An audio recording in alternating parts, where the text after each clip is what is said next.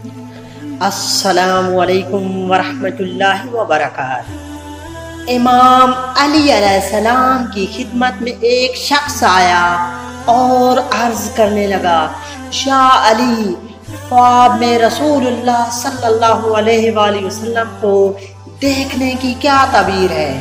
بس یہ کہنا تھا تو امام علی علیہ السلام نے فرمایا، اے شخص، دونوں عالم میں اللہ کی بہترین خلقت اللہ کا محبوب ہے۔ خواب میں رسول اللہ صلی اللہ علیہ وآلہ وسلم کی زیارت کرنا رحمت، فیض، برکت اور شفاعت کی طرف اشارہ ہے۔ اگر خواب دیکھنے والا مفلس یعنی غریب ہے تو اس کی تعبیر یہ ہوگی کہ آنے والے وقت میں وہ مالی حوالے سے فراوانی پائے گا۔ اگر دیکھنے والا بیمار ہے، اس کی تعبیر یہ ہوگی کہ آنے والے وقت میں بیماری سے شفا پائے گا۔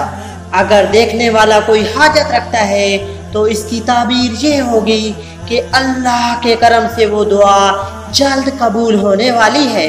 اے شخص، یاد رکھنا، شیطان کبھی بھی اللہ کے رسول کا روپ اختیار کر کے خواب میں آ ہی نہیں سکتا۔